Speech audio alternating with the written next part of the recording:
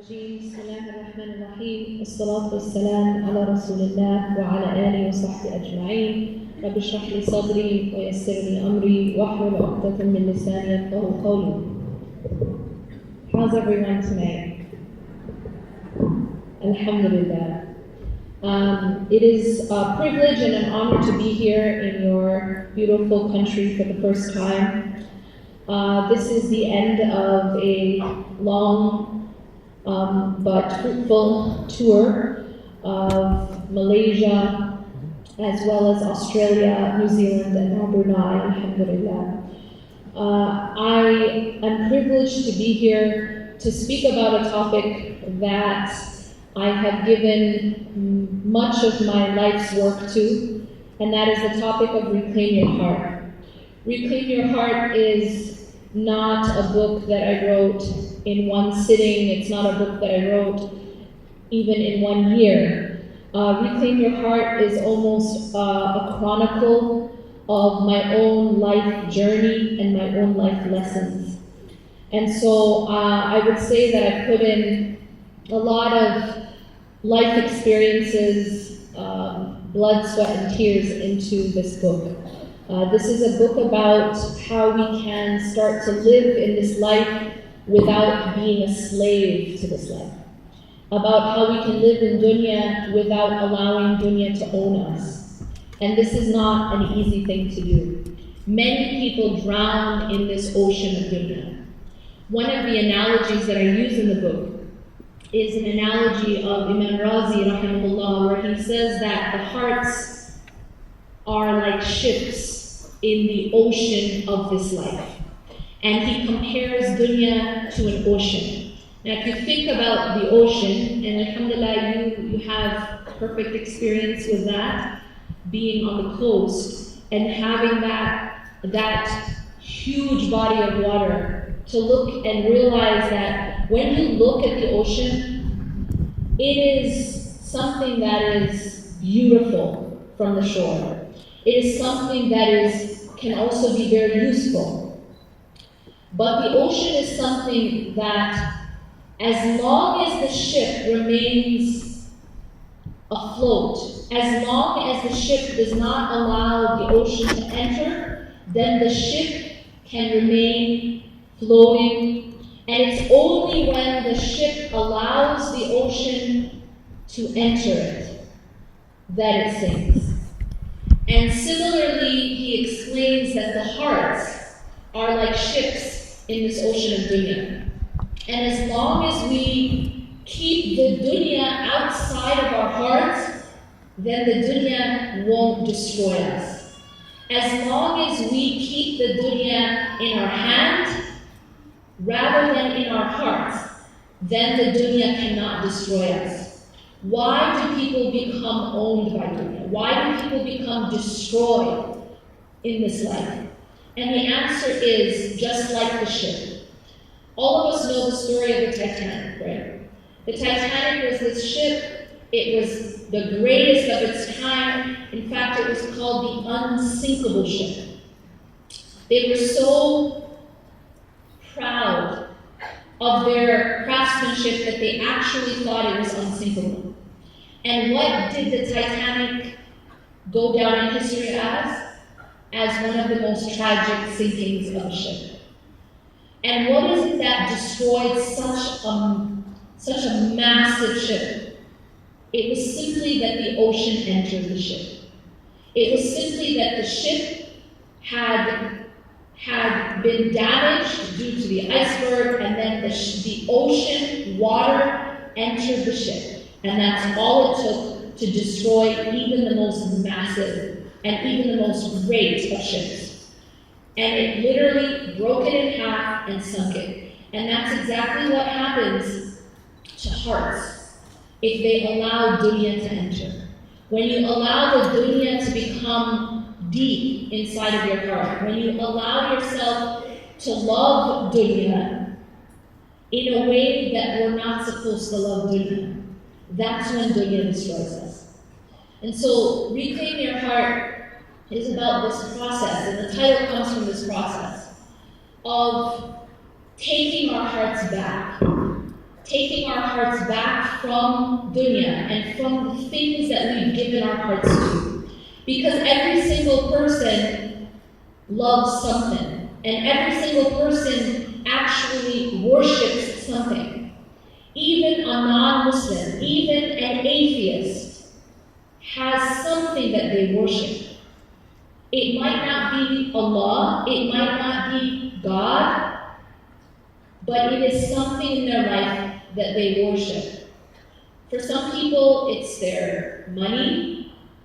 For some people, it's their status. For some people, it's power or fame. For some people, it might be another person in their life.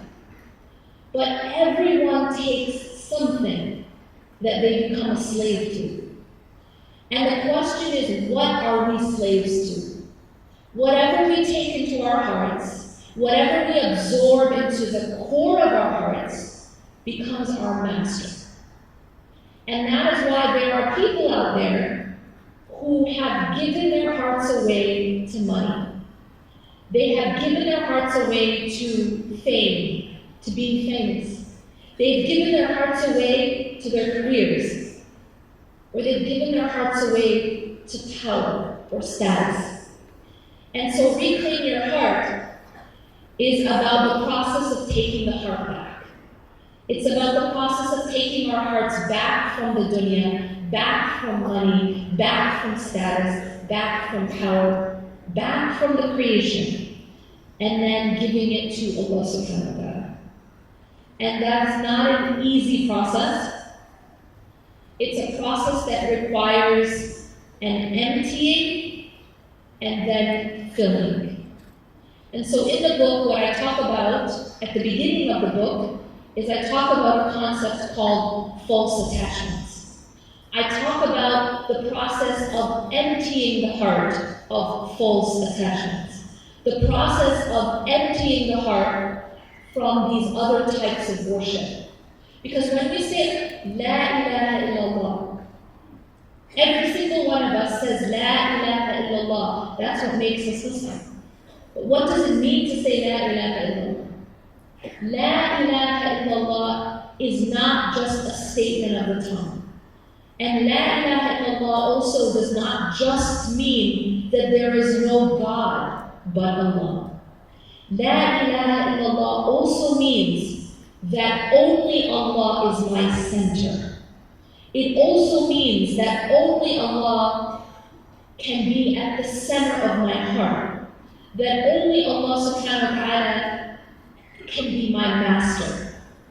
And that I am a slave to only Allah subhanahu wa ta'ala. That my greatest love and my greatest dependence and my greatest fear and my greatest hope and my greatest dependence and reliance is on Allah subhanahu wa ta'ala. And so that was much bigger than some of us make it. So how can we live La ilaha illallah? That is the process of reclaiming your heart. The first part is about detachment. The process of detachment. What does it mean to detach? Detachment is that process of taking out the other things that are filling our hearts. Taking out the other competitors with Allah subhanahu wa ta'ala from the core of our heart. Now, does this mean that we can't love other things? Does this mean we can't love our families, or we can't love our careers or our money? And the answer is no. We can love these things. But Allah subhanahu wa ta'ala warns us in the Quran about loving these things as we should only love Allah subhanahu wa ta'ala. And Allah subhanahu wa ta'ala specifically mentions certain things that we all love. He says that, say, if your fathers, your parents, or your children, or your spouses, or your relatives, your family, your business, your dwelling, that if any of these things are more beloved to you than Allah and His Messenger and striving in His way, Then Allah subhanahu wa ta'ala فَتَرَبَّصُوا. So then wait until Allah brings about His decision. And now when you hear this ayah, you wonder, are any of these things haram? Is it haram to love our parents? Is it haram to love our children or our spouses? This ayah isn't talking about your boyfriend or your gambling or your alcohol. It's talking about all halal things. And then Allah subhanahu wa ta'ala here is warning us that if we love even the halal things in the wrong way, we will become destroyed.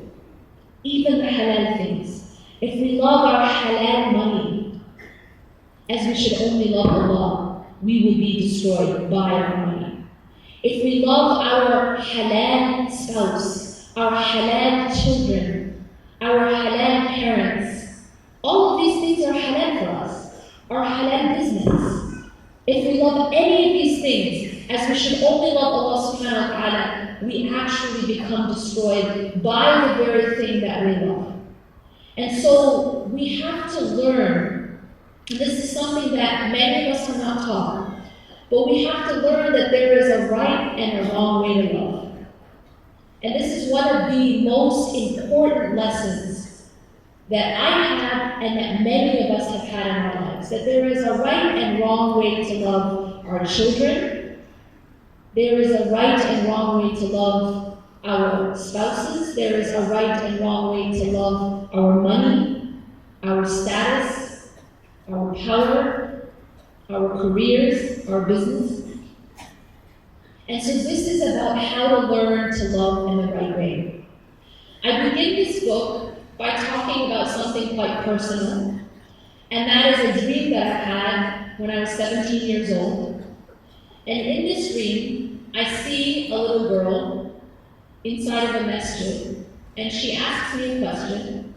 She asks me, why do people have to leave each other? I was only 17. I didn't know much about what would come later in my life. But I'm having this dream where this little girl's asking me this question. Why do people have to leave each other? I hadn't experienced this yet, but the question was very personal. And I realized that this question was very relevant to me because I was the type of person who was very highly sensitive. And I was the type of person, from when I was a child, I would get very attached, and not necessarily in a healthy way. So for example, if I was in a daycare and my parents had to leave me for a while, I was one of those kids who would start crying and not stop crying. Other children could calm down. My dad used to say that when you started crying, you wouldn't stop. And so I was very sensitive from the beginning. This was my nature. I was a very sensitive child. And I would get very attached. It was very hard for me when my parents would have to leave. It was very hard for me anytime there was, for example, a problem with one of my friends. I would take it very deep. It would hit me very hard, and I would have trouble coping, and I would have trouble recovering. And I give this analogy that it's like if you take a vase and you put the vase at the edge of the table, that vase is likely to fall and break. And so what I was doing is that through my unhealthy types of attachments to my friends, to everything around me, to moments, to outcomes, I needed things to work out a certain way, or else I was devastated. And so what I was doing is I was setting myself up for disappointment over and over and over because I had these very unrealistic expectations. My expectations were that this life had to be perfect. My expectations were that people around me had to be perfect. My expectations were that my relationships had to be perfect. And if they weren't, I was heartbroken. I didn't know how to accept anything less than perfection. And so what I started to realize, and this happened later on in my life, is that we always learn about love of dunya as being an attachment to material things. We're always taught that love of dunya is an attachment to things like money, or jewelry, or cars, or big lavish houses. But what we're not often taught is that love of dunya, hubb dunya, this destructive disease of the heart, can also be unhealthy attachments to people. And that was the realization that changed my life. I never knew this before. And because I didn't know this, I was continuously getting hurt. I was continuously becoming heartbroken by everyone around me and situations around me. And it was because I was having expectations of this life as if this life was Jannah. And what I realized is that this life is never going to be perfect. And if you expect this life to be perfect, it's like trying to extract water from fire. Trying to put your hand in the fire and get water. You're only going to end up getting burned. And that's what I was doing with my expectations and my attachments. But what I had to realize was that a lot of it had to do with my unhealthy, false attachments to people around me. From the very beginning, the type of attachments that I had with the people in my family, all the way to my friends. And once I realized this, it changed the way I interacted with people, and it changed the way I interacted with this life. Now, I finished the chapter by answering the question in this dream. But what's interesting about the answer that I gave her is that it was a lesson that I would actually spend my life having to learn. And I didn't understand this at the time that I was 17, but it was a very interesting answer that I gave her. She asked me, why do people have to leave each other? And in the dream I said to her, because this life isn't perfect. If it was, what would Jannah be called? What would the next life be called? And so this answer really was deeper than I realized at the time, but what it meant was when we put our full dependence on this life, when we put our full dependence on the creation, as we should only depend on Allah, it's like a person who's climbing a cliff and holds onto a twig. What happens? That twig is going to snap and that person is going to fall. Now, is it the twig's fault that you held onto it with your full weight and it broke? And the answer is no. It's our fault because only Allah subhanahu wa ta'ala is a handhold that never breaks for us to put our ultimate dependence, our ultimate love, our ultimate hope, and our ultimate reliance. Allah subhanahu wa ta'ala says in the Quran that whoever disbelieves, وَمَنْ يَكْفُرْ بِالطَّاغُوتِ وَيُؤْمِنْ بِاللَّهِ فَقَدِ اسْتَمْسَكَ بِالْعُرْوَةِ الْوُثْقَى لَا انْفِصَامَ لَهَا. Allah subhanahu wa ta'ala says in Surah Al-Baqarah that whoever disbelieves in Taghut and believes in Allah has held on to the trustworthy handhold that never breaks. And so this realization was that that's the only handhold that we can possibly expect to never break. We cannot expect this from the people around us because they are not God. We cannot put unrealistic expectations of dunya and everyone in dunya because they are not Allah subhanahu wa ta'ala. And so we have to learn that there is a place for Allah in our hearts and there is a place for people in our hearts. And we can't switch that. We can't exchange that. And if we exchange it, then that will cause a lot of pain in our lives. So I went through this journey, and this was just really the beginning of trying to, as a highly sensitive person and a perfectionist, to try to learn to have the proper balance of how to love people, give and take from people, have relationships, work, and not allow these things to overtake the core of my heart. To learn to love in the right way, to learn to have and interact with this life as it should be, where this life is something that we live in, we enjoy in a halal way, but we realize that it is only temporary. And that it is only a bridge to our real life. It is only a bridge to the perfect life. And until we realize that, we continue to get hurt by this life. There's the second half of this chapter, the second chapter, is entitled, People Leave, But Do They Return? And this chapter is about what happens when we lose things in life.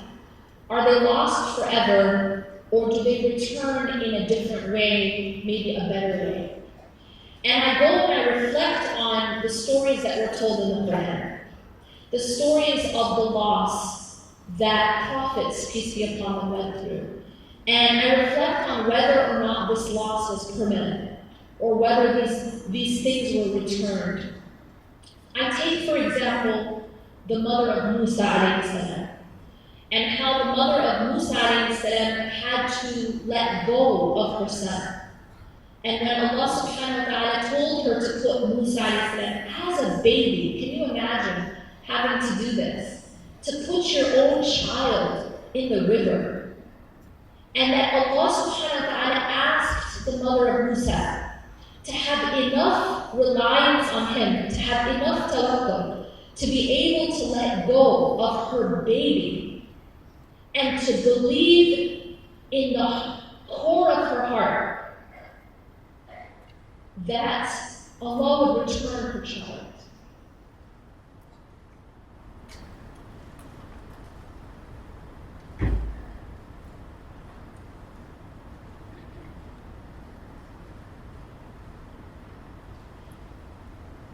And that required true reliance. Because Allah subhanahu wa ta'ala made a promise to the mother of Musa alayhi salam. And that promise was, Inna radduhu ilayki. Allah subhanahu wa ta'ala promised. And it's not like the promises that a human being gives, because a human being can break their promise. This is the promise of Allah. And He promised the mother of Musa that if you put your trust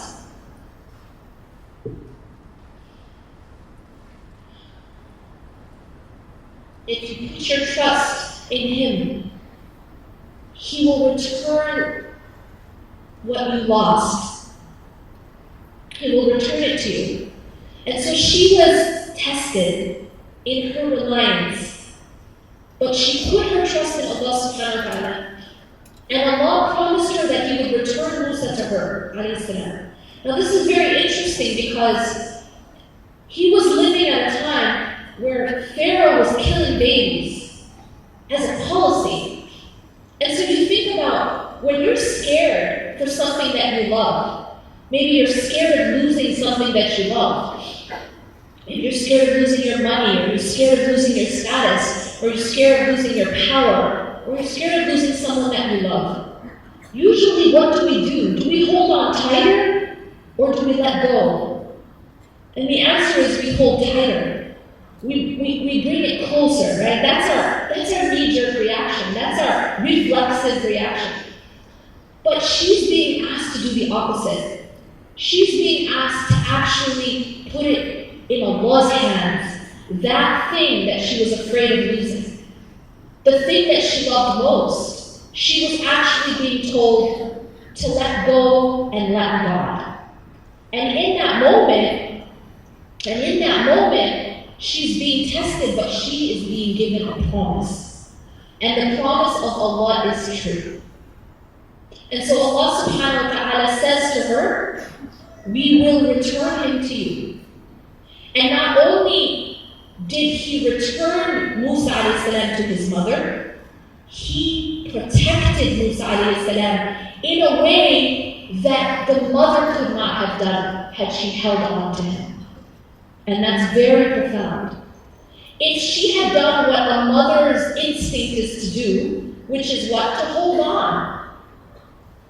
She couldn't protect him from Pharaoh. Look at the power of Allah subhanahu wa ta'ala. Not only did he protect Musa alayhi salam, he protected, look at the lesson here, look at the sign, pay attention to this. He protected Musa alayhi salam, not only did he protect him, he protected him in the house of Pharaoh. Look at the might and the power of Allah subhanahu wa ta'ala. Not only did he protect Musa alayhi salam in hiding, in the house of Pharaoh, to show you that Allah is the protector. Right? Even in literally the mouth of the shark, he was in the house of Pharaoh, and Allah protected him there. And in fact, as a sign, Allah made Pharaoh himself raise him. And he was the one who was killing the babies. He was the one who Musa alayhi salam was trying to escape. And Allah's in charge. See, it shows that Allah's in charge. Allahu Akbar. Because Allah made Pharaoh raise him. So not only was he protected, but he was protected in the houses of Pharaoh. And that's Allah. But look at the mercy of Allah subhanahu wa ta'ala. He could have taken Musa alayhi salam and just protected him, and the mother never saw him again. Right? But he made a promise to the mother. And this is also something that it hit me really deep when I read this. Is that Allah subhanahu wa ta'ala said that He وَرَضَضْنَاهُ إِلَىٰ أُمِّهِ, and Allah subhanahu wa ta'ala says that He returned Musa to his mother. But what really struck me is the reason Allah gives of why He returned Musa to his mother. 𝐁𝐎𝐿 عَيْنُهَا وَلَا تَحْزَنْ وَلَتَعْلَمَ أَنَّ وَعْدَ اللَّهِ. So beautiful. He says that he returned Musa to his mother, and I want you to just realize that this is a historic event. This is something in the revelation that people will read till the end of time. And look at why he did it. He said in order to give comfort to his mother. 𝐁𝐎لْ عَيْنُهَا, so that her eyes would be comforted. وَلَا تَحْزَنْ, and that she wouldn't be sad. Isn't that powerful? Allah subhanahu wa ta'ala is saying that the sadness of one woman was that important to the Lord of the worlds. The feelings of one mother. Sometimes this is the thing, right? We sometimes go through life, right? And we feel like, nobody cares. Or, nobody knows what we go through. No one knows what I'm feeling. Or maybe no one cares about my feelings. And sometimes we might feel that our feelings are insignificant. And we might feel that it's insignificant to people.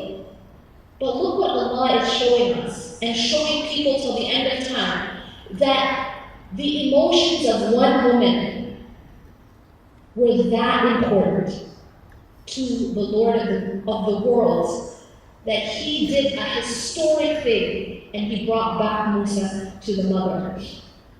And then finally, He says, وَلَتَعْلَمَ أَنَّ وَعْدَ اللَّهِ ḥَقٌّ, and so that she will know that the promise of Allah is true. Now, these stories are not just stories. These stories are lessons. These stories are inspirations for us in our lives. Because sometimes in life, we're going to face situations, inshallah, we never have to let go of our children.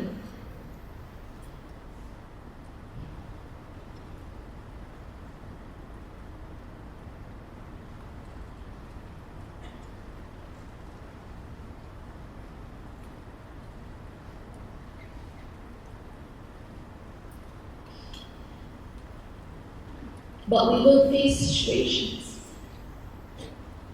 of loss. We will face situations where we have to let go. And these stories are to inspire us and to make sure that we know that the promise of Allah is true. I really, really want to emphasize that Allah subhanahu wa ta'ala doesn't just tell us stories so that we can read them to our children before bed. Allah tells us stories to inspire our lives and to give us direction when we face difficulties or when we face certain situations in our lives. Another story that I speak about and gave me a lot of inspiration in my life, and I write about in Reclaim Your Heart, is the story of Musa alayhi salam when he's now an adult and he's standing in front of the Red Sea. And I love this story because this shows the training of a prophet, the tawakkul of a prophet, the reliance of a prophet, and then what happens when a person has that type of reliance on Allah subhanahu wa ta'ala. So Allah tells us in the Quran, فَلَمَّا تَرَاءَى الْجَمْعَانِ قَالَ أَصْحَابُ مُوسَى إِنَّا لَمُدْرَكُونَ. That when the armies, so you have the people of Musa, Bani Israel, and they're trying to escape, and now Pharaoh and his army are approaching. So when they saw the army approaching, the people with Musa alayhi salam are starting to panic. Inna lamudrakun. They had a panic. They said, indeed, we will be overtaken. Now, I want you guys to just imagine for a moment the situation they're actually in. There's this giant body of water in front of them, and there's a superpower army behind them. Where are they going to go? Think about it. Where are they going to go? Are they going to fly? Where are they going to go? Are they going to swim? Are they going to drown? What are they going to do? And so the reaction of Bani Israel is very human. We feel this way sometimes when we feel trapped in life. We don't see a way out. We feel trapped. And sometimes we respond just like Bani Israel. We respond with, Inna lamudrakun. We're going to be overtaken. That's it. We sometimes fall into despair. We lose hope when we feel trapped. When you face a problem in life, and you don't see a solution. You don't see a way out. Does that happen to us? Yes. We might not be stuck in front of the Red Sea with an army behind us, but do we not feel trapped sometimes? Yes. Maybe we feel trapped by financial problems or relationship problems or health problems, family problems. And when we feel trapped, and when we don't see a way out, do we respond like Bani Israel? Indeed, we will be overtaken. Inna lamudrakun. That's it. We despair. We give up hope. But this is what's so powerful. Look at the response of Musa alayhi salam. قَالَ كَلَّا. قَالَ كَلَّا. He says, no way, absolutely not. In Arabic, the word kalla means, it doesn't just mean no. It means by no means, absolutely not, never. You know what I mean? It's very emphatic. He says kalla. Why? Now, another thing I want to point out here is he's confident But why is he confident? You know, sometimes we might be confident in a problem because don't worry, I have money in the bank. Or we might be confident in a problem, don't worry, I have supporters in my family. Or don't worry, I have my power to rely on. Or don't worry, it's going to be okay, I have influence. Right? So you might be confident because of these things. But why is he confident? In fact, he's in a situation where he can rely on nothing except إِنَّ مَعِيَ رَبِّي سَيَهْدِينِ. He says, indeed my Lord is with me, and he will get me through this. Indeed my Lord is with me, and he will guide me through this. It is so mind-blowing that he could have that type of confidence in Allah subhanahu wa ta'ala. You know, it's easy for us to have confidence when we know the way out. Well, it's going to be okay because here's the solution, right? But what happens when we have no idea what the solution is? What happens when we have no idea what the way out is? Then can we still be confident? And so he has confidence even though he has no idea how he's going to get out. قَالَ كَلَّا إِنَّ مَعِيَ رَبِّي سَيَهْدِينِ. He will get me out of this. Now what happens next? Well, first, and I want to point this out because this is extremely relevant and important, Allah subhanahu wa ta'ala tells him to take an action. One of the misunderstandings we have about tawakkul, about relying on Allah, is that sometimes we think that if I'm relying on Allah, I don't take action.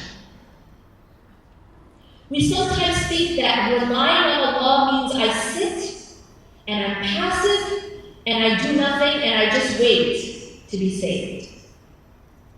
But Allah asked him to take an action. Even though it was his reliance on Allah that saved him, but Allah told him to take an action. And what was that action? He told him to take his staff and strike the sea. And what does Allah do? Allah splits the sea for him. Allah made a way out for him from a place he could have never imagined. And that is what happens when you put your trust in Allah subhanahu wa ta'ala. Reclaim Your Heart is about Tawheed. What is Tawheed? If I ask you what is Tawheed, you'll say it is to bear witness that there is no God but Allah. And that's absolutely true, that is Tawheed. But what is Tawheed in love? What is Tawheed in hope? What is Tawheed in reliance? What is Tawheed in dependence? What is Tawheed in fear? What does that look like? And that's really something that many of us, we don't understand. Many of us, we say La ilaha illallah easy with our tongues. But we don't have Tawheed in love. Allah subhanahu wa ta'ala says, وَمِنَ النَّاسِ مَنْ يَتَّخِذُ مِنْ دُونِ اللَّهِ أَنْدَادًا يُحِبُّونَهُمْ كَحُبِّ اللَّهِ. And from among people, there are those who take rivals with Allah. Now when we think about shirk, what do we usually think about? Praying to a statue, maybe making dua to other than Allah, saying Allah has a son, God forbid, a'udhu billah. But here Allah is talking about taking a rival with Him. يُحِبُّونَهُمْ كَحُبِّ اللَّهِ. They love them as they should only love Allah. This is rivalry in love. It is when we love other things, when we take rivals with Allah, not in a stone idol, but in our money, and in our status, and in our power, and in our children, and in our spouses. That we take these other things, يُحِبُّونَهُمْ كَحُبِّ اللَّهِ. They love them as they should only love Allah. وَالَّذِينَ آمَنُوا أَشَدُّ حُبًّا لِلَّهِ. And those who believe are most intense in their love for Allah. Many of us don't understand that rivalry with Allah subhanahu wa ta'ala, that shirk, that tawheed is not only about praying to other than Allah subhanahu wa ta'ala. There is tawheed in the way we love. There is tawheed in the way we depend. Are we dependent on our status? Are we dependent on our power? Are we dependent on our money? Or are we dependent on Allah subhanahu wa ta'ala? I talk about hubb al-dunya and the meanings of hubb al-dunya. What is the love of dunya? Allah subhanahu wa ta'ala tells us in the Quran, اعلموا إنما حياة الدنيا لعب ولهو وزينة. اعلموا إنما الحياة الدنيا لعب. So Allah subhanahu wa ta'ala says, know that the life of this world is play. When Allah begins, He says that this life is play. Now, if you think back to when you first entered this life, when someone first enters dunya, what is most important to that individual? See, right now we have a babysitting room for children who've just recently entered this dunya, right? What do you think is happening in that room? Play. Toys, right? Because that's what matters to a child. You can sit there and read a child, a beautiful excerpt from Shakespeare and they don't care. You can give a child a fancy Armani suit, they don't care, as long as they can put it in their mouth. But a child wants a toy. A child just wants to play. So to a child, all of this dunya is just about play. لعب. اعلموا إنما الحياة الدنيا لعب ولهو. Then Allah second in this chronology, Allah says in this list, second He says, lahwun. Lahwun means entertainment. Lahwun means to be entertained. Think about this for a second. After you grow up a little bit, so you're not playing with rattles anymore, but maybe now you're around middle school age, 10, 12 years old.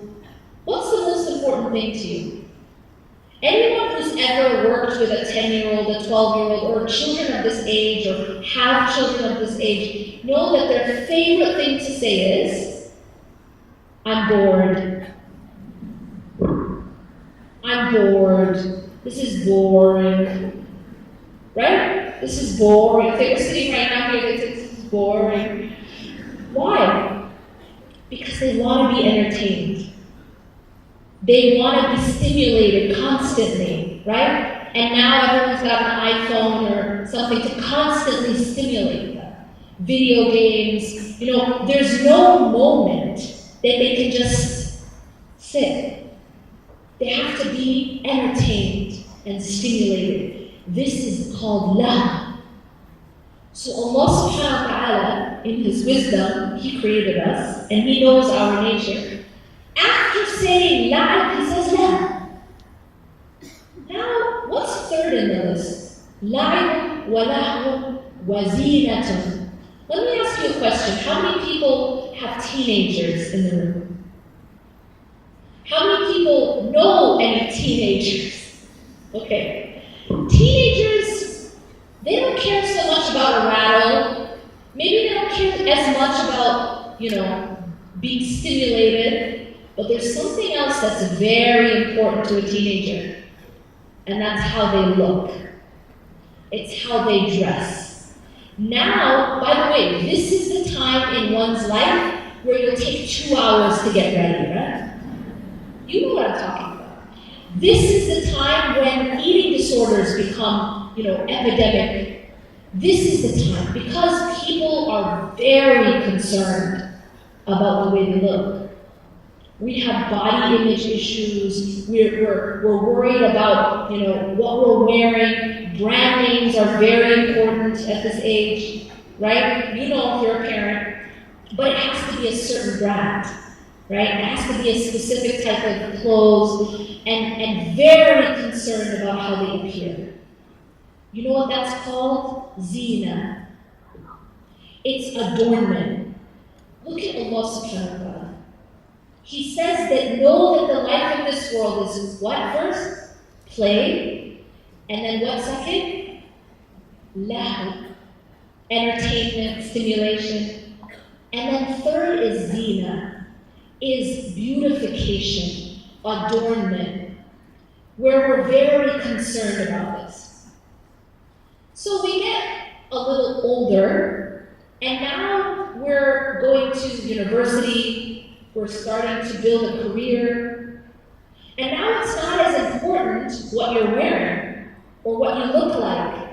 It's not as important the entertainment, it's not as important the rabble, but now what's important to you? وَتَفَاخُرٌ بَيْنَكُمْ. Allah says boasting between one another. You know the showing off, trying to prove yourself, comparing yourself to others? It's called social media. Right? We have a platform for it now. Right? We have a platform for it now. So now you don't just compare yourself with your neighbor, you can compare yourself to people on the other side of the world. And guess what? Now you don't just show off to your neighbor, now you can show off to people on the other side of the world. And so this tafakhurun bainakum is to boast. It's to show off. It's this sort of mutual showing off. Well, if you get something new or something fancy, it's like, it's no fun unless you put it on display, right? It's not, it's like I say, it's like, your nikah isn't fully, it's not fully halal until everyone knows about it and everyone sees the photos. You feel like there's this need to put your blessings on display. And whether that's showing off or it's not is between you and Allah subhanahu wa ta'ala. But this is a culture. It's a culture of showing off. It's a culture of boasting.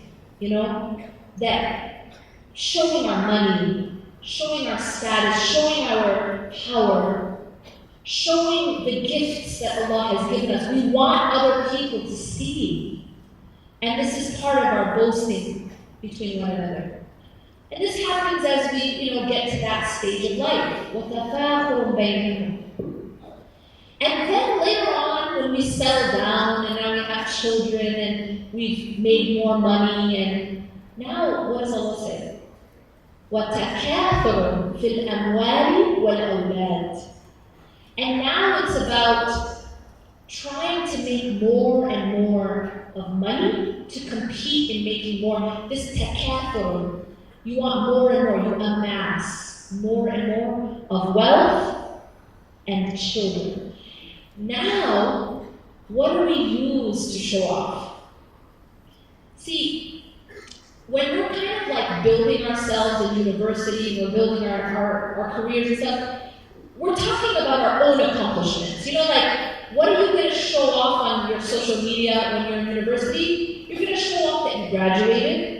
You're going to want to show that you got into this medical school, or you got this degree, or you got this job, or you got this promotion, right? You got this acceptance into this, this program, this university, this job. So it's a lot about sort of proving yourself and your accomplishments. But then when you grow and you settle and you have a family, now what do you use to show off? Your wealth and your children.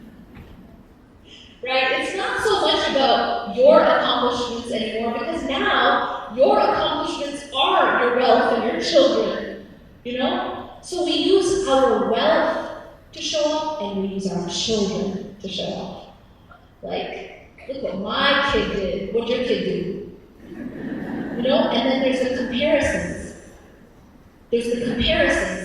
My child is a hafid, And my child, did their hijj in 2 months, like so quickly, we show off with our children.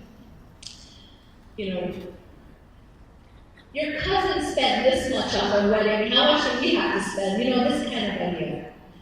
There's competition with the children and with wealth. Now, Allah knows us, right? Allah knows us. Allah is teaching us a very, very important and deep lesson in this ayah. He says all of these things in chronological order. Look at the miracle of the Quran. He says all of these things in chronological order, and then what does he say after all that? كَمَثَلِ غَيْثٍ أَعْجَبَ الْكُفَّارَ نَبَاتُهُ ثُمَّ يَهِيجُ فَتَرَاهُ مُصْفَرًّا ثُمَّ يَكُونُ حُطَامًا. He says it's like a heavy rain that makes the farmer very happy. See, all of these things, the la'ib, the play, the lahu, the zina, the play, the zina, the adornment, the amusement, the boasting between one another, the amassing and the showing off, all of it is like a heavy rain that makes the farmer very happy for a while. Why? Because of the vegetation that the rain brings. But then what happens? كَمَثَلِ غَيْثٍ أَعْجَبَ الْكُفَّارَ نَبَاتُهُ ثُمَّ يَهِيجُ فَتَرَاهُ مُصْفَرًّا ثُمَّ يَكُونُ حُطَامًا. But what happens to that vegetation? It starts to dry up. It starts to become yellow, and then it just becomes debris. And this is the lesson Allah is teaching us about dunya. We can enjoy these things in dunya. We can enjoy the play for a while. We can enjoy the entertainment for a while. We can enjoy the beautification for a while. We can enjoy this boasting between one another, the showing off, the money, the children. But it is temporary. And Allah is teaching us that all of these things are what we chase in dunya. But these things will eventually dry up. They will eventually turn yellow, and they will eventually become debris. And after all of this has passed away, all of the things that we chase, our money, our play, our adornment, everything, after it's all passed away, what remains? After that's all passed away, only one of two things will remain. Allah tells us in this ayah. And that is the mercy and good pleasure of Allah, or it is His punishment. And that's it. What is Allah teaching us in this ayah? Allah is teaching us how to have perspective. It's just about perspective. Islam is not a religion that tells us that we cannot have nice things. Islam is not a religion that tells us that we have to spend day and night in the masjid in order to worship Allah. That's not Islam. Islam is not a religion that tells you that in order to be close to Allah, you can't get married, or you can't have children, or you can't have a job, or you can't have friends, or even that you can't enjoy yourself. No. Islam is about perspective. It's about having these things, enjoying these things, being involved in these things. The Prophet Muhammad ﷺ, he got married, he was a father, he was a friend, he was a leader. He was all of these things. He was a husband. But it's about perspective. It's about realizing that these things are temporary and we should not become attached to them. We should learn to be able to make that handhold, that foundation of what we're really holding on to, Allah subhanahu wa ta'ala. Because everything else is temporary in this life. Everything else is temporary in this life. Now, what does Allah subhanahu wa ta'ala do out of His mercy? He gives us these things and better in Jannah. So they're temporary in this life. Beauty, let me ask you a question about beauty. Does it last? Well, we wish, right? We spend a lot of money trying to make it last. You know? Plastic surgery, Botox, every kind of thing. We're trying very hard to make something that is not permanent. See, here's the reason why. You and I have something that Allah put in our hearts. Fitra, yeah? You and I have something in our hearts that Allah put, and that is that we desire things that are permanent and perfect. Do you know why that is? Because this is not our home. This is actually not our home. We're just traveling. You understand? We're just visitors. And so we yearn for our home. What's our home? Jannah. Jannah is actually our home. Jannah is where we started. Our father started, Adam. And Jannah is where we desperately hope to return. And Jannah is perfect. And Jannah is permanent. Jannah doesn't have wrinkles. We don't have wrinkles in Jannah. We don't have sickness in Jannah. We don't have divorces in Jannah.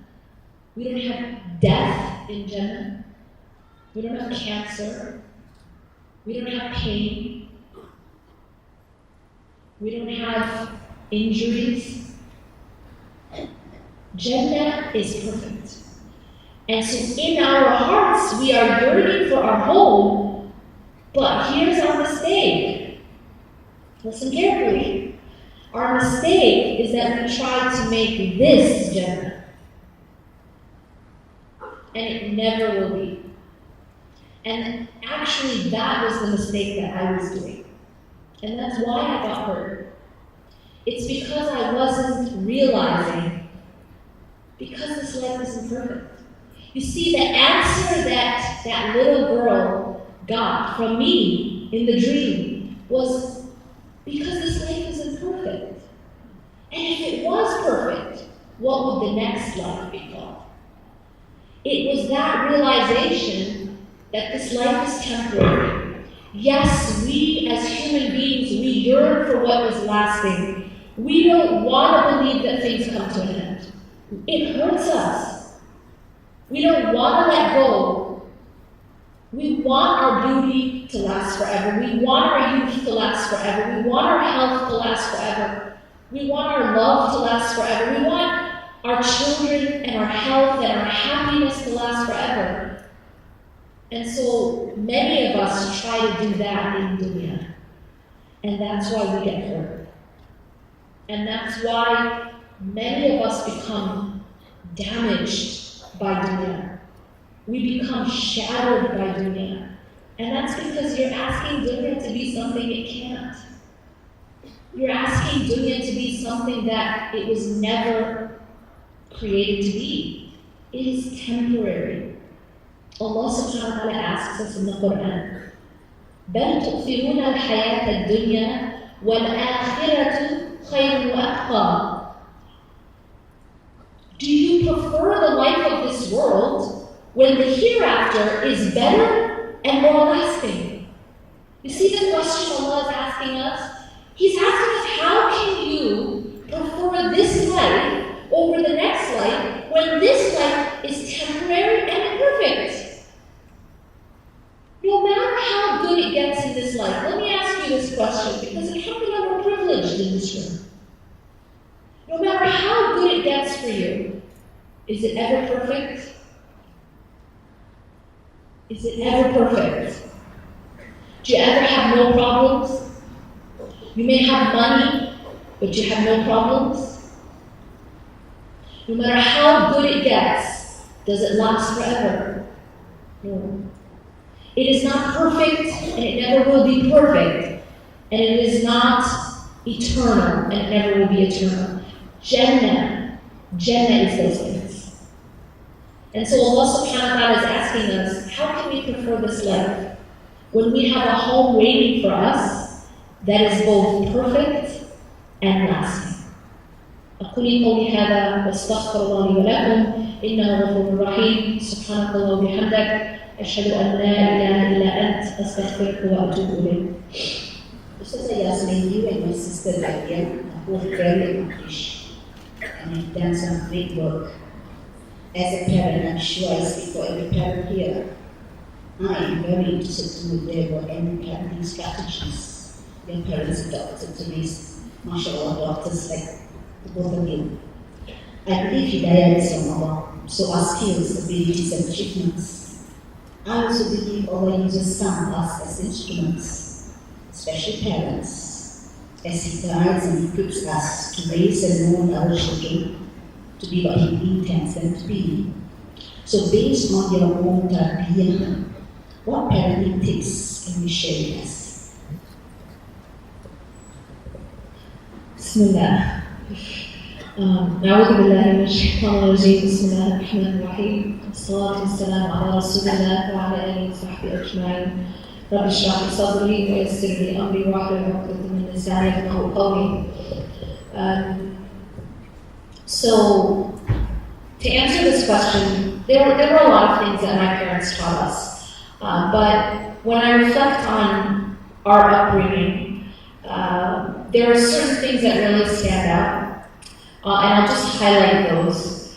First is that, and I believe this is extremely important, my father was very supportive of our education. And so was my mother, for sure. But the reason I highlight the father is that I really believe that the father has a very, very important part to play, especially in raising the daughters as well as the son. One of the things I think I learned was a lot of my confidence and my sister's confidence, both of my sisters, we have 3 girls, our confidence, I feel like a lot of it came from our dad. In that he really taught us that we could accomplish. That, he never had sons. He only had 3 daughters, and he never told us that, or because you're girls, you can't accomplish, or because you're girls, you're limited in your education. Of course, we had to be home by a certain time, but that's a different matter. But, before dark, really. But in terms of like our education, and in terms of like our accomplishing things, he really put in us that there wasn't a limit in our accomplishments because we were girls. And so I think that was a big part of it. And the other thing that I learned from my mother, and really, really stuck with me, is she really taught us to be strong. She's a very strong woman, mashallah. She wasn't like passive. I think a lot of times women are taught to be passive. So she was very, very strong. She taught us that. But one of the most admirable things I think about my parents is that they did something which most people were not doing at that time. And it might seem very unrelated to parenting, but I want to point this out because this is how sometimes Allah works. They were very careful about keeping their money clean from riba. Seems unrelated, right? Seems unrelated to parenting, but it is related. They were very careful about keeping their money clean from riba, from interest, usually, and from debt, from dain. So we lived a, alhamdulillah, full but humble, we weren't extravagant.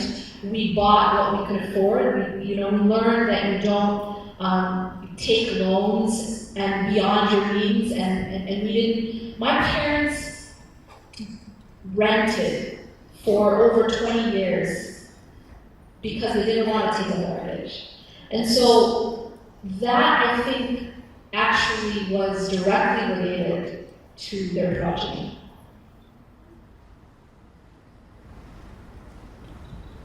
I'm sure that's excellent tips.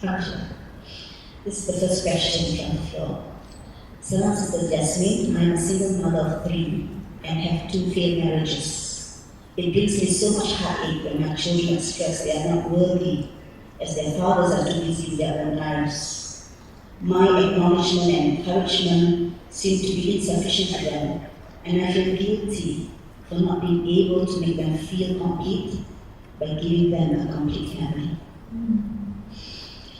Okay, first of all, I want to first begin by making a dua. May Allah subhanahu wa ta'ala give your children peace and happiness, and give you peace and happiness, and may you and your children never feel incomplete. I want to emphasize a few things. One is that you should not be putting the responsibility on yourself.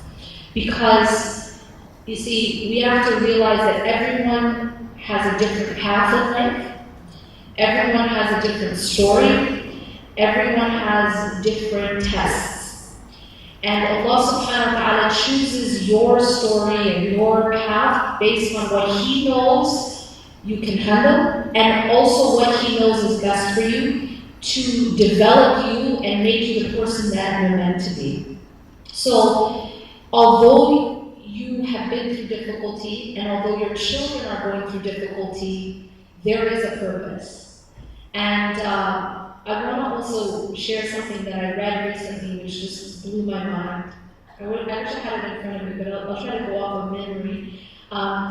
Basically, they did a study in which they looked at the most influential people. They took like a study of like hundreds, if not thousands, of the most influential and inspiring people and the most accomplished. So they took people who were, really, who had accomplished huge things, inventors and people who changed the world, basically.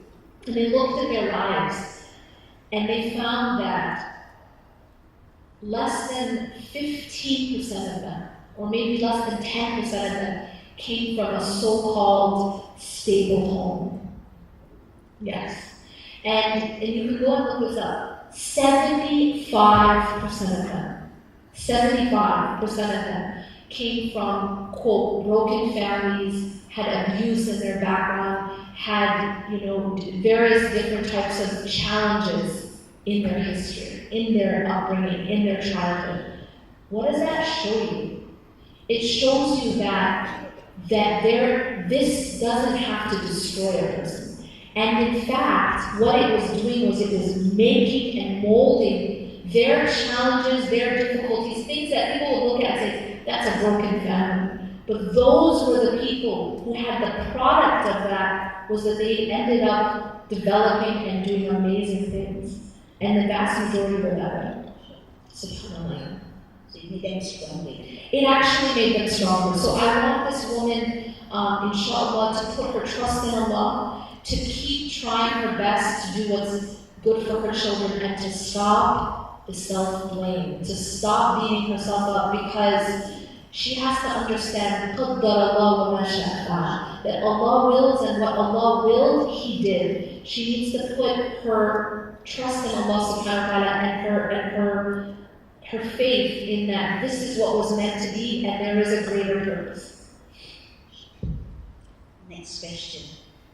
How do we keep hope and faith even when we have failed again and again? How can we strive at 𝐁𝐿? And when we do fail and give up, is that weakness in our iman? It's interesting because when you started to read the question, I immediately thought of 𝐁𝐿. MashaAllah, I think this person must have heard me talk about that. Absolutely. See, the person is asking the question and answering the question, the same thing, in the same moment.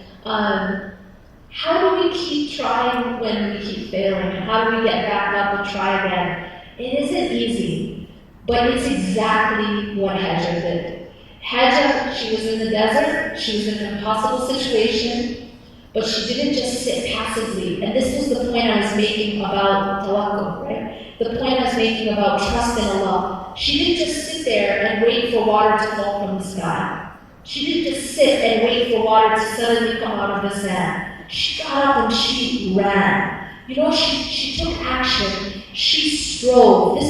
This motion between Safa and Marwa is called sa'i, which means to strive.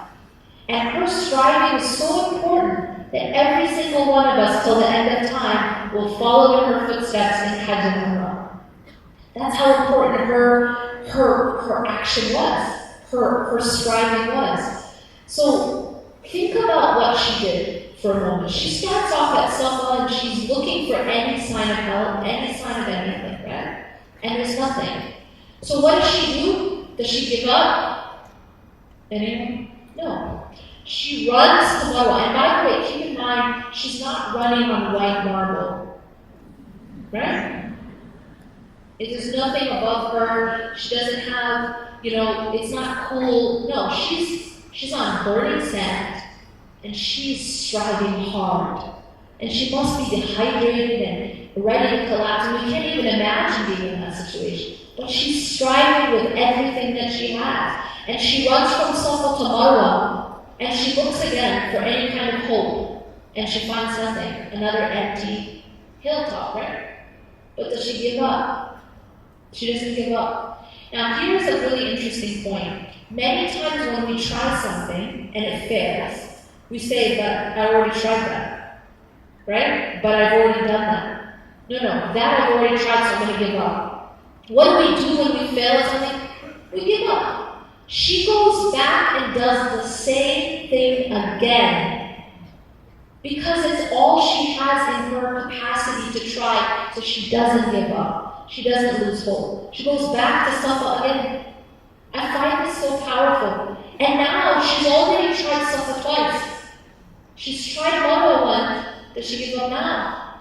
She still doesn't give up. She goes back to Marwa again. And now, Safa twice, Marwa twice. Does she give up? Think about us. When we try something once, let alone twice, and it says, oh, khalas, I tried it. It's failed. Then I'm not going to try again. She does this 7 times. And there is a lesson in that. So to the one who's asking and to all of us, there's a lesson Allah is teaching us. One of the lessons is that things in life require a process. Okay? For example, when you're expecting a child, you might want to have that child in a month. I'm tired already. It's time. 2 months. Okay, you're done. I'm done with this. No, it requires a process. It will take 9 months. You can't speed it up. When you plant a seed, you might look at the ground and say, it's not working. It's not working. I give up. I lose hope. But is it working? It's working, but it requires a process. It requires time. And Allah decides the process, not you and me. See, everything, Allah says everything is with a ma'ad. Ma'ad. Ma'ad means an appointed time. Each and every one of us have an appointed time of our death. And we can't change that. Each and every one of us had an appointed time of our birth. And we can't change that. Similarly, each and every one of us has an appointed time of our marriage, of when we're going to have a child, of when our child is going to get married. There is an appointed time. And sometimes we become impatient and we want to speed it up. But it has an appointed time and there is a process. I can't speed up the tree growing and I can't speed up the baby developing. We have to understand that Allah subhanahu wa ta'ala is the one who decides. So don't give up because you don't think it's working. Her sa'i, it might have seemed like it wasn't working, but it was. It required a process, and after 7 times, then Allah opened for her. And that was because she went through the process. And that process and that ma'ad had come.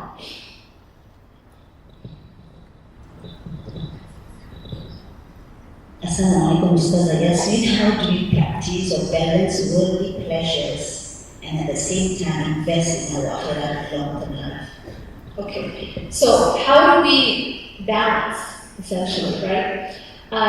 So this is actually a wonderful question, and it's something that I've written about also in Love and Happiness, as well as some of the other two books that we've brought, is this idea of how do I balance when I want to enjoy this life, I want to be part of, have dunya, but at the same time, I don't want to lose my akhirah. So, the practical way to do this is to look at the example of the Prophet. Because Muhammad ﷺ was sent as a mercy for us. Why? Because he was a walking Quran. He was the example of how to live the Quran. Now, if I go back and I study his life, and I study how he lived day to day. Remember I mentioned he was a father, he was a husband, he was a friend, he was a leader. He had a lot on his plate. You know what I mean? Like, talk about being busy, Sometimes when we hear the Prophet used to help in the house, sometimes the excuse is that I'm busy. Well, you're not more busy than the Prophet, but he had a lot on his plate. But how did he do it? And the answer is, if you study his life, you find that he lived his daily routine in a certain way. And the more that we can emulate that, the more we can have that balance. So practically, what does that look like? First of all, the salah. The salah, the 5 daily prayers, is a prescription to do exactly that. It's to balance dunya and akhirah. Why? Think about it. We could have prayed all 5 prayers before we sleep. Right? We could have had all the 5 prayers, condensed in the morning and then beyond with our day. But Allah subhanahu wa ta'ala didn't do that. Allah appointed the salah to be throughout the day. Why? To keep reminding you of Allah while you're at work, while you're with your family, while you're in a meeting, while you're at the mall shopping, while you're entertaining yourself, while you're on Facebook, while you're doing whatever it is, spending time with your family. But Allah keeps reminding us, turn back to your purpose. Remember the akhirah throughout your day. And so within the salah is a prescription of how to balance akhirah and dunya. Because it doesn't allow you to, if you do it properly, right? If you're doing it at its appointed time, that's a big if, right? If we're taking the medicine and taking it on time, if we're taking the medicine and taking it on time, it doesn't allow you to get sucked into dunya because you have to walk away from that meeting to go remember your akhirah. You have to walk away from that wedding, or that party, or that mall, or that class. You have to walk away from whatever you're watching, or whatever you're doing on your phone. You understand? And so it's almost forcing you to reorient. It's almost forcing you to focus on your akhirah throughout your day, right? And so if we follow the prescription given by Allah, then we are actually curing ourselves of this obsession with dunya. Because we can't get too obsessed. You have to pull away and pray. You see? No matter what you're doing. The second part that I want to say about the practice of the Prophet ﷺ is that he used to say afkar throughout the day. He used to say certain du'as throughout his day as he was doing, dunya things. So for example, there is a supplication for everything you can imagine that you do throughout your day. When you leave your house, there's a supplication. When you enter your house, when you start to eat, when you're traveling, when you're entering the bathroom, when you're leaving the bathroom, when you're afraid, when you have new clothes, even before intimacy, there's a supplication. Now, if we start to practice these supplications, just even short ones that we memorize, what that is doing is it's focusing our hearts on Allah while we're living in dunya, while we're involved in the mundane of dunya, while we're driving to work, or we're eating a really nice meal with our family, we're enjoying ourselves, even intimacy. What is it doing? It's focusing our heart on Allah while we're living in dunya. So one of the things I recommend as a way of doing this practically is that there's an app that you can download on your phone called MyDua, MYDUAA. It's essentially just Fortress of a Muslim in an app. And what it does is it has all these supplications in one place by category. So my advice is that every single day, make sure that there's certain minimal du'as you're making throughout the day. The first one is the morning supplications. This is done after Fajr prayer. And it's in the app. Now, the thing also to keep in mind, you don't have to do all of them. There's 25 of them in this app, right? You don't have to do all of them, but even if you pick 5 and you're consistent, this will have a very, very profound effect. And then the second time is after Asr prayer. It's called the evening afkar. And then the third time you need to make sure you're doing some afkar is before you sleep. Those 3, in addition to the short ones that you can memorize, will really have a profound effect on your life and help you to have that balance. And finally, the Quran. The Quran has to be something we are connected to daily. So those are practical ways to live in dunya and still not become obsessed and drowning in dunya. Thank you, Yasmin. This is a really good question on the Shinibar have answered. How do we attach ourselves with Allah during Salah? I think khushu is a very big problem to us. And to focus our mind and not think of doing something. Right. So, khushu in Salah, how do we improve our focus in Salah? One of the best ways to improve our focus is to simply understand what we're saying. One of the problems is that obviously there are many people Arabic is not their first language.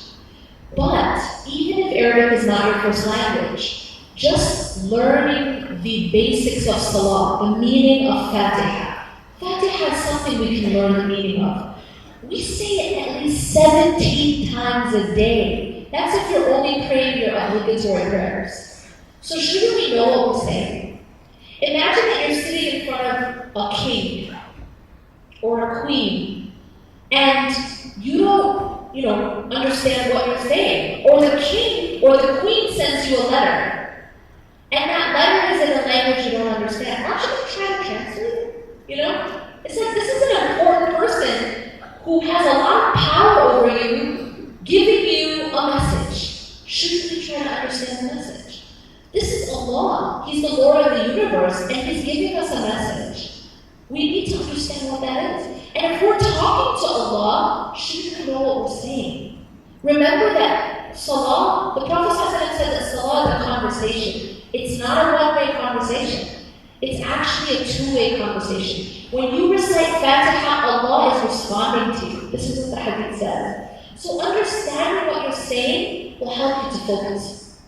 And then finally, some other tips is about not rushing the Salah. That's something that the Prophet ﷺ recommended, or he advises not to rush. One time he saw a companion rushing through prayer and he said, go back and pray for you have not prayed. This pecking. He said, go back and pray because you have not prayed. He goes back and does the same thing. He tells him again, go back and pray for you have not prayed. So we shouldn't be rushing the prayer. And the other thing is just, how do you organize your day? I just want us to think about that. Most of us organize our day like this. We wake up, we have breakfast, maybe we take kids to school, we go to work, then I have a meeting, maybe I have I have some other important appointment, you know what I mean? This is kind of and then if and when we have time, we pray, right?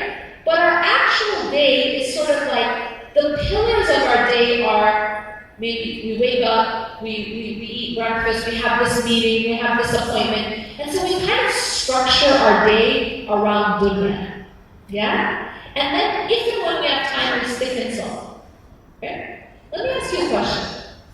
When you're in Mecca and Medina, this is like the only time. And you tell your family that you're going to meet. What do you say about the time you're going to meet? You say we're going to meet after Dhuhr, or before Asr, or after Maghrib. Do you know why that is?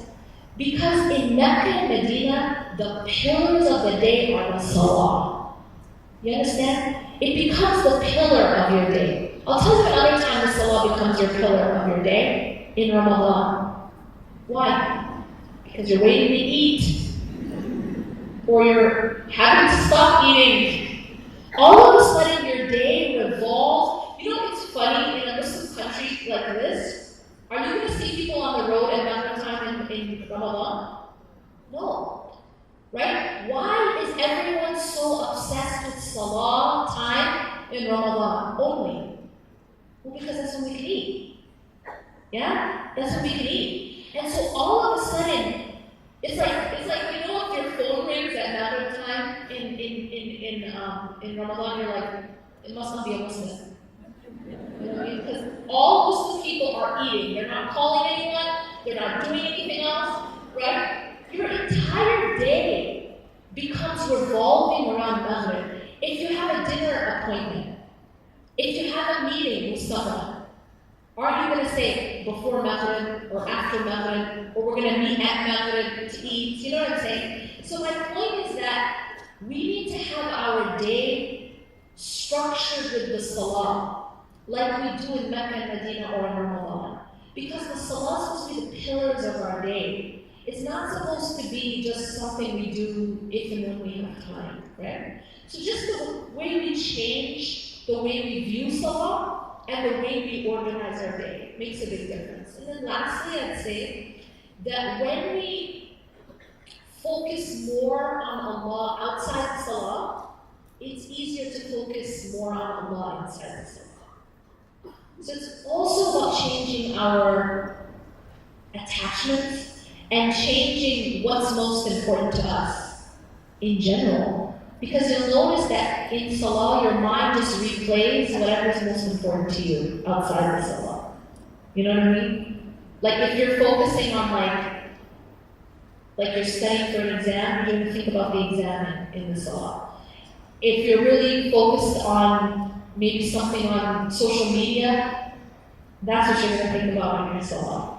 If you're really worried about something that someone's doing or saying, that's what you're going to think about. So what is Salah really doing? It's replaying what's in your heart. So when we change our hearts and make our hearts more full with the remembrance of Allah outside of Salah, through these aqtar, then Salah will also become easier to focus, inshallah. That's very interesting. Salah is when you replay, but it's What's in your heart? Yeah. Someone says here, there's so many beautiful surahs in the Quran. What's your favorite surah? And what would you recommend for a woman who's juggling a lot in terms of life commitments? So I don't necessarily say that I have a favorite surah. There's definitely been certain verses and stories that have been very personal to me at certain stages in my life. I've shared some of them during my talk. The story of the mother of Musa is very personal to me. The story of Musa in front of the Red Sea. There were times in my life where I literally had to find inspiration in that story and just remind myself of that and try to really, even when things looked really dark and things looked really bad, but I tried to remember, indeed my Lord is with me, He'll get me through this. Even though it looks bad right now, Allah will get me through this. You know, that has given me a lot of inspiration, those stories. And in terms of how do you balance, I think that was the second question. How do you balance, when you're a busy mom, busy dad, and you have all these commitments? And honestly, it is that three-part prescription I mentioned, the Salah, the Aqtar, and the Quran, that will actually help you balance your life.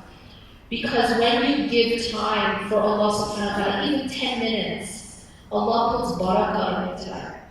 Barakah means blessing in your time. What that means is, realize that Allah is the creator of time. So Allah can expand time. Allah can expand time. What does that look like? Well, it looks like you being able to do more in less time. So.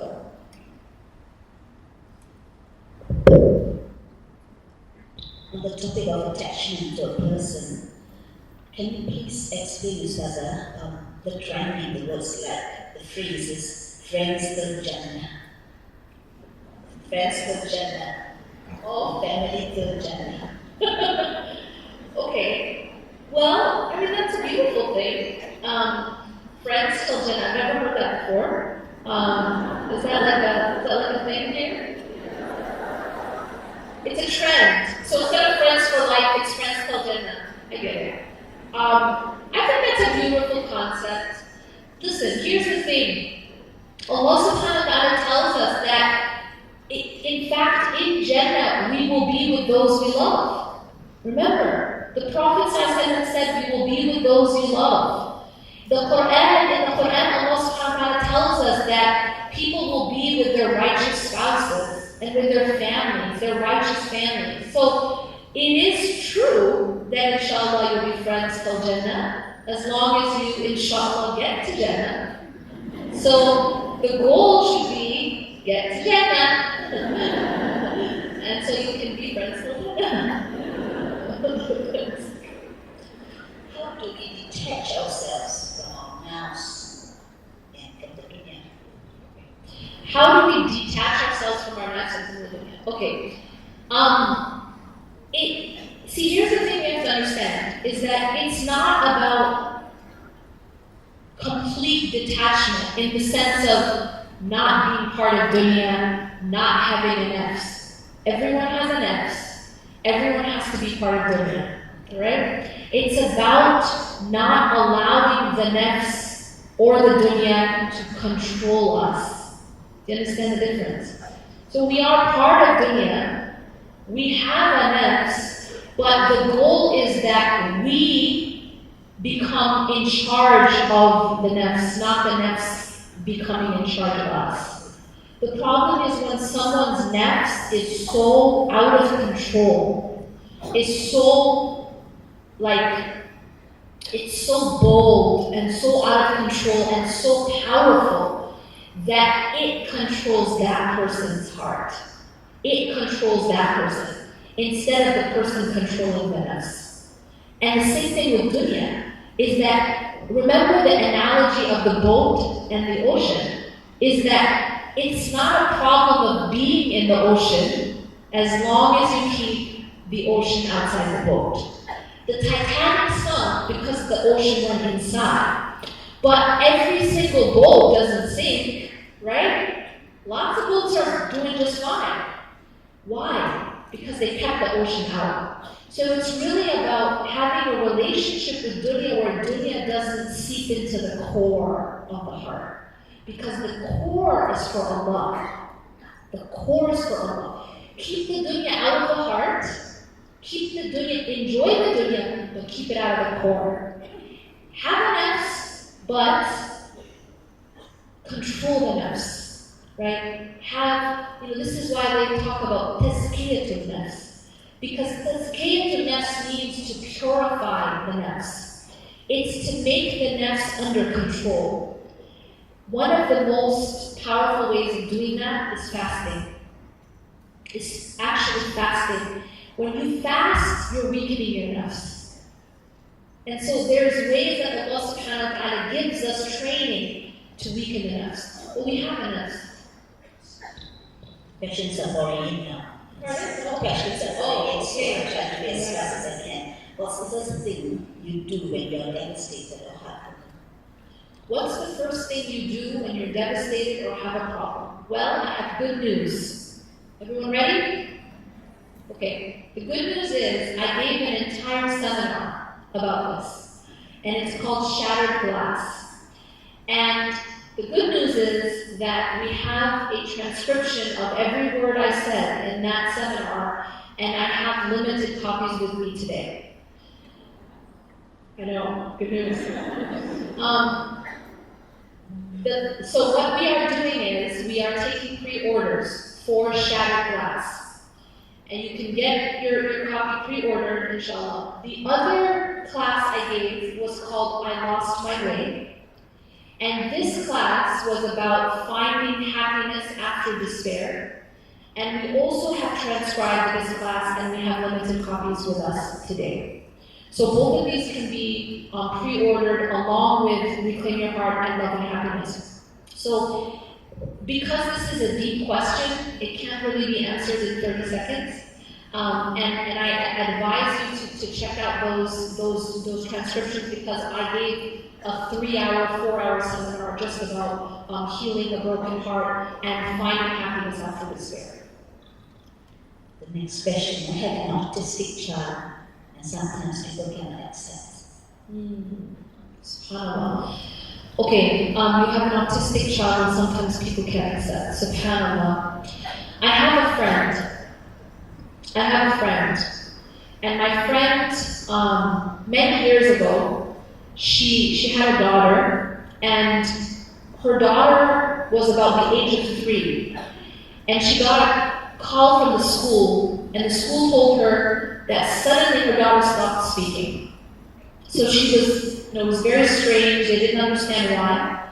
So they took her to the doctor, and they ran some tests, and the doctor finally realized that this little girl had a rare genetic disorder.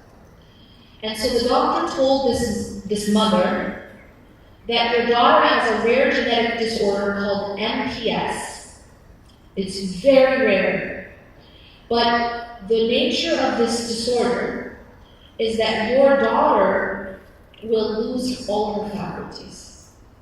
Slowly, she will lose her ability to speak, to walk, even to sit up, even to swallow, and this will happen slowly until she dies. And this is what this mother was told. And there's no cure. And then a little bit later, she had another daughter. And they tested that daughter, and again they said she also has MPS. And then she had a third daughter. And she was tested, and she also had MPS. I don't think there's anyone in the world who has 3 children with MPS except for my friend. And then she had a 4th child with severe autism. There is no one alive who has 3 children with MPS and 1 with autism except my friend. And you know, this woman is a believer. And you know what she went through from the people around her. They ostracized her, they treated her badly, they made her feel like maybe she was being punished. She went through all of that. And you know what this woman told me? She told me, I'm drowning in gratitude. And what blows my mind is that her story is an example of what Iman can do for someone. There is no one who has 4 children, 3 with MPS and 1 with autism, and she's drowning in gratitude. When many of us, we think that we have terrible lives, and we could never imagine watching our children die, not 1, but 3 of them. And that's exactly what she did. She watched her children die. 2 of them are dead at the age, and these children, the doctor told her these children will probably not live even past the age of 9 or 8 or 10. They lived for almost 20 years. She took care of them. Day and night, she served them. She took care of them until 2 of them have passed away, and 1 is still alive on machines and in a wheelchair. And this woman is an inspiration, because you know what she said? When they were given the news about their children, her husband was heartbroken, she was heartbroken, and her husband said, I feel like I'm looking at 3 graves. That's how he felt. And you know what she said? She said, I feel like I'm looking at 3 doors to Jannah. And that's the truth. She saw the truth. And so this sister, who has this autistic child, she needs to realize that she's looking at a door to Jannah, inshallah. And everyone who's judging her needs to be careful. Because Allah subhanahu wa ta'ala has chosen her to give her this door to Jannah. And you have to be very, very careful, because Allah can test any of us like this. You might have healthy children, you might be healthy, but all it takes is a blow to the head and you're not healthy anymore. All it takes is a blow to the head and you can become paralyzed. And God forbid that anything like that happens to any of us or to our children. We have to be very careful with the way we are treating others who are being tested, because Allah can test us. And Allah can test our children. So be grateful and be careful. Be grateful and be careful in how you treat those people who are being tested. And inshallah, Allah subhanahu wa ta'ala is rewarding them for their test, inshallah. Someone is asking for advice. What to do, what do you say to people who do salah full time, but still struggle with their nafs and still make continuous mistakes? Make mistakes. That's called being human. Say it with me. Okay, so it's time. One of the most important messages I am trying to share is that it is very toxic, this idea of human perfection. It's very toxic. Allah subhanahu wa ta'ala created the human being to make mistakes. You know, here's the thing. When you have a child, right, do you want your child to fall? Does anyone want their child to fall? When your child's learning to walk, do you want your child to fall? No, right? But will your child fall sometimes? It is inevitable. It is a part of being human. Allah does not want us to fall, but Allah knows that we will fall. Allah knows that we will make mistakes. Because that's part of our creation, is that we are fallible. It's called being fallible. It is called being human. So if you're making your salah and you're making mistakes, that's because you're human. But what does the Prophet ﷺ say? He says all of the children of Adam will make mistakes. But the best are those who repent. If you want to be the best, don't try to be perfect, because it's impossible. But keep repenting and keep trying to do better next time. Yes, we keep striving to be better. This doesn't mean that, okay, I'm not perfect, so I'm just going to keep sitting, I'm not going to try. No. We should be striving for something called ihsan. But ihsan does not mean perfection. Ihsan means excellence. It means to try your best every time. It doesn't mean you're going to be perfect, but it means to keep trying your best. And when you mess up, and you will, that you get back up and you repent and you try again your best. That's what Allah wants from us. Allah didn't create us to be perfect. Assalamualaikum Ustazah. I'm having difficulty to love in a healthy way, especially that my parents. I'm always afraid of losing them. Sometimes I cry every night whenever I think of losing them. I'm overprotective, and sometimes I may appear rude to them. Is this wrong? How can I overcome this? So this attachment that we might have, that you're describing, where we're so terrified of losing someone that we love. First of all, it's natural to feel pain at losing someone you love. The Prophet ﷺ felt pain when he lost Khadija. He felt pain when he lost his uncle. He went through the year of sadness. So this is human, it's natural. But sometimes it's like you're describing this intense, consuming fear. And what that might be is that you need to deepen your foundation and attachment with Allah, because Allah is eternal. And I leave you with the advice of Abu Bakr. Who do you think loved the Prophet most of the companions? Who do you think was closest to the Prophet sallallahu alaihi wasallam? It was Abu Bakr. What happened after he died? What did Abu Bakr say? He said something very profound. He said, if you worship Muhammad, know that Muhammad is dead. But if you worship Allah, know that Allah never dies. And so I leave you with the same advice about your parents, about your spouse, about your children, is that they will die, but Allah never dies. Know that Allah never dies. So it's really about finding that anchor in what is eternal, in Allah subhanahu wa ta'ala. And then I have good news, is that you will meet those you love, inshallah, in Jannah again. Allah subhanahu wa ta'ala, this is not the end.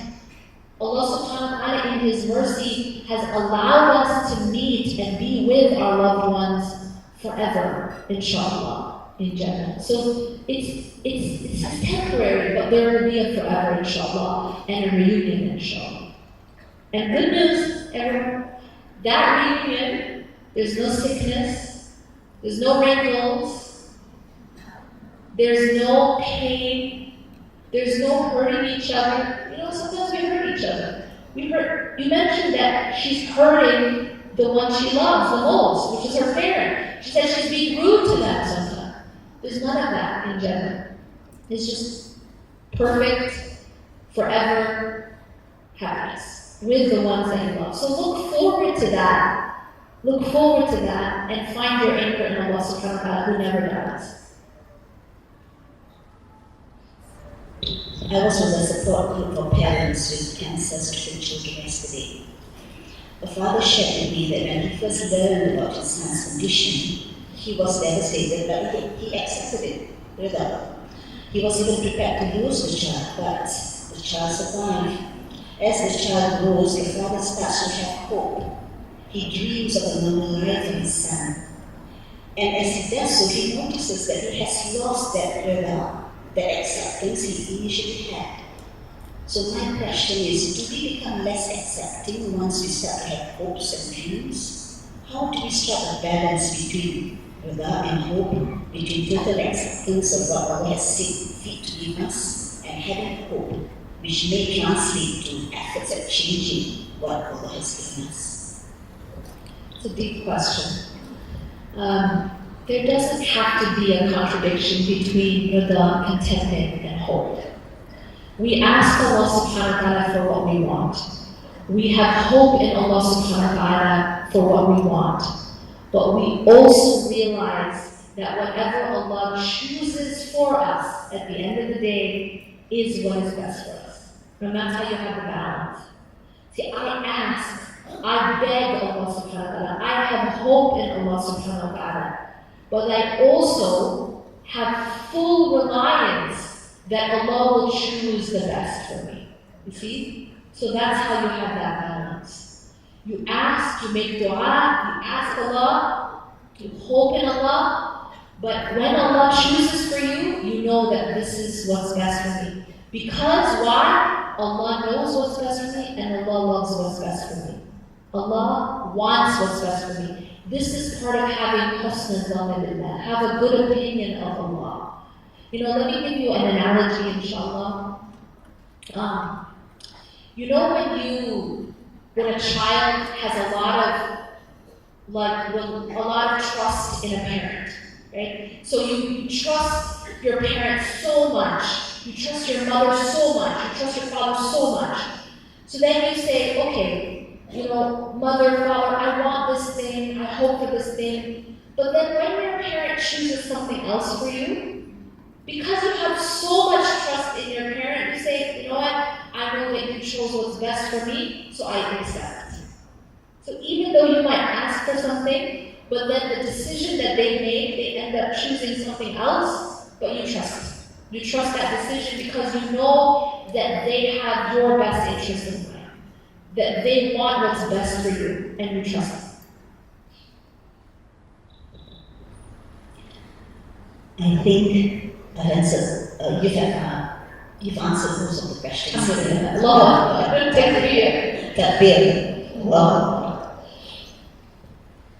Thank you so much, Yasmin. I'm sure all of us have learned so much from you. It's really a wonderful visit that you came to Brunei, and look at the number of friends you have. And I hope this will not be your last time here. I hope so too. May Allah subhanahu wa ta'ala bless you for coming. I do want to, from my heart, just make a request. If you can remember me and my family in your du'as. We have a long journey ahead of us, inshallah, back to America, and may Allah subhanahu wa ta'ala allow us to join again together. I also want to make a quick announcement. There are a lot of people out there, and we've seen this in our community, who are suffering. Many people are suffering in silence and are either ashamed or afraid to ask for help. And I want to just, first of all, say that there is no shame in seeking help when you're struggling, whether that's individually, when you're struggling in your marriage, or you're struggling within yourself. There's no shame in asking for help. One of the resources which I can offer to you, inshallah, me and my husband, we do a lot of this coaching and helping people as much as we can through an Islamic type of lens. We can give you, inshallah, specific contact details. My husband does this for couples. He speaks with couples over the world to try to help people who are going through difficulty through an Islamic paradigm. Because a lot of times when we go to counselors or coaches, it might not be through an Islamic paradigm. This is through an Islamic paradigm and something that we have in common. And then he also specifically deals with men's issues, because this is another place where there's a lot of stigma, a lot of shame in asking for help. So if you are interested, inshallah, let us know. We'll give our details to the organizers, and please don't feel any kind of shame in that. This is part of seeking the help of Allah subhanahu wa ta'ala by seeking help from the creation, inshallah. Jazakumullahu khairan. Assalamu alaikum wa rahmatullahi wa barakatuh.